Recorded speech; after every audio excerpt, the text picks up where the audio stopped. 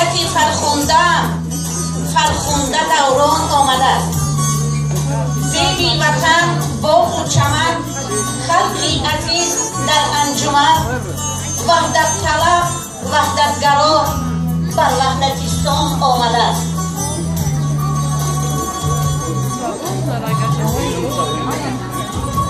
با صحنه گلدختران شهر کولوب وارد میشوند. لباسهایی که دختران در بر کردند خیلی زیبا و شیرین دوخته شدند.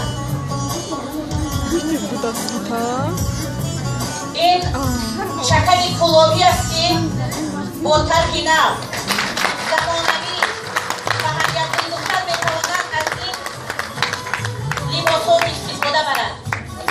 باور کنید همه این خیلی زیبا صحن تاجیک هستند.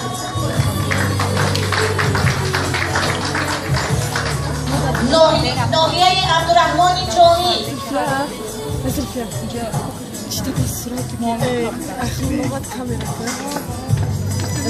مدام مست می‌دارد نسیم جدی گستوید، خرابم می‌کند هر دم فریبی چشم جادوید.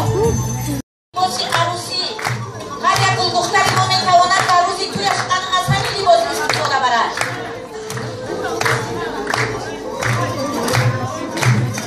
با صحنه گلدختران ناحیه پنج را دعوت می‌کنیم.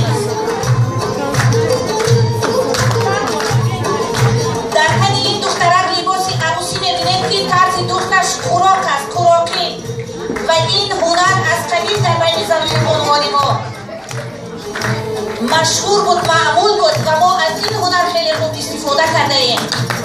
تشکر. قرار توانسته است که انا همین هنری مردمی را در لباسات جا نماید. شکن زمانوی و طرز پاکویی با صحنه گلدختران ناحیه بالجوان را دعوت می‌نماییم.